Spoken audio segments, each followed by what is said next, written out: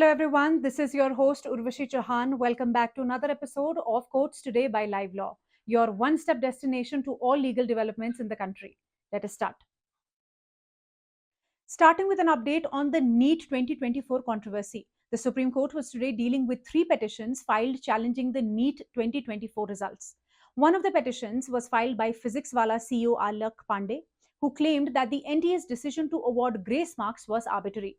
The second petition seeks recall of the NEET UG 2024 results and the conduct of a fresh exam over the allegations of paper leak and other malpractices. The third petition challenges the award of grace marks as compensation for alleged loss of time during the exam. The centre today informed the Supreme Court that a decision has been taken to cancel the grace marks awarded to 1563 students. These candidates will be informed of their actual scores and will be given the option to appear for a retest.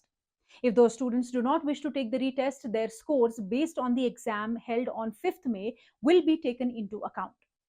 Recording the stand of the union and the National Testing Agency, the court disposed of one of the petition which challenged the grant of grace marks. The court also issued notice on another petition which alleged paper leak of the exam and tagged it with similar petitions which are now posted on 8th July. Also, another writ petition has been filed by NEET undergraduate candidates in the Supreme Court seeking a CBI investigation into the alleged instances of paper leak and malpractices. Apart from the issue of alleged mass-scale paper leaks, the petitioners have raised the allegation of exam center manipulations this time. The Supreme Court today suspended screening of the film titled Hamare Baraah until disposal on the merits of the case pending before the Bombay High Court. This film, scheduled to release on 14th June, is alleged to be derogatory towards the Islamic faith and married Muslim women in India. A vacation bench of Justices Vikram Nath and Sandeep Mehta passed the order in a plea challenging the Bombay High Court's order which had permitted its release. During the hearing, let me tell you, the judges said that they watched the teaser of the movie today and found it to be offensive.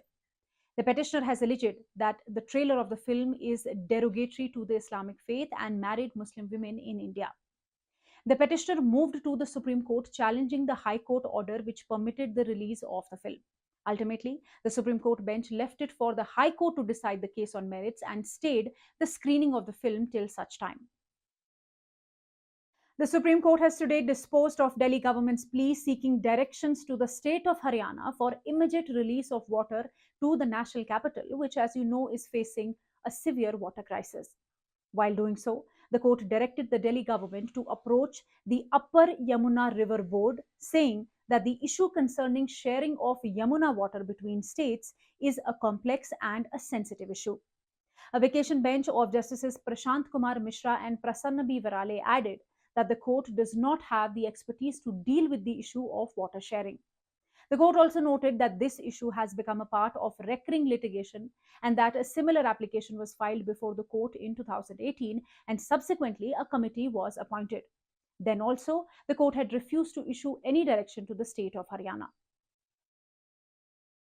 The Madras High Court has asked advocates and senior advocates in the state roles of the Bar Council of Tamil Nadu and Puducherry to pay a monthly stipend of 15,000 to 20,000 to junior advocates engaged with them.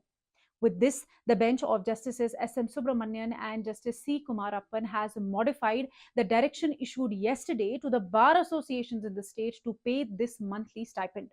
In its order released today, the court directed the advocates to pay this amount. The court thus fixed a minimum stipend of 20,000 rupees for young lawyers practicing in Chennai, Madurai and Coimbatore and a minimum stipend of 15,000 for lawyers in other districts.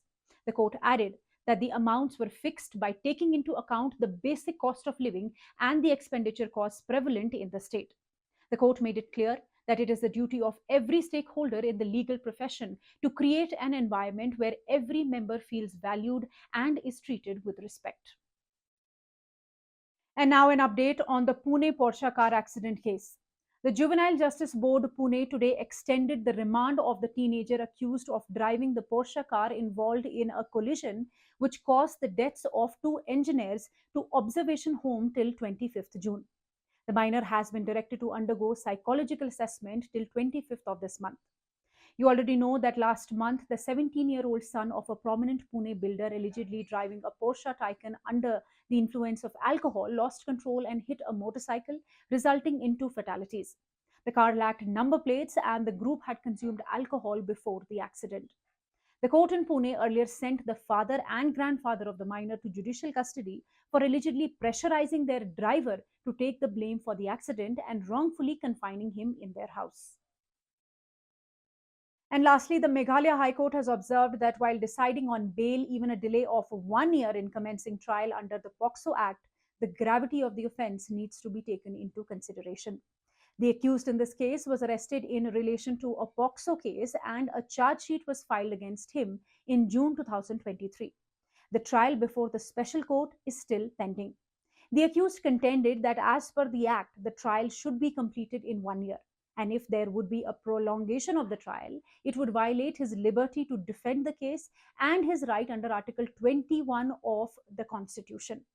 Justice W. Dangdo observed that while deciding bail applications, the court needs to consider the seriousness and nature of the offence, especially in cases of sexual assault against minors. Noting that the victim in the present case was subjected to gang rape, the court rejected the bail application of the accused owing to the seriousness of the offence concerned. If you wish to know more details about the cases I mentioned here, you can visit our website at www.livelaw.in. Stay ahead with quick legal updates only on Live Law. Do not forget to like, share, and subscribe and support us. You can also support us by donating through the thanks button at the bottom of our videos or consider becoming a member at just 89 rupees per month.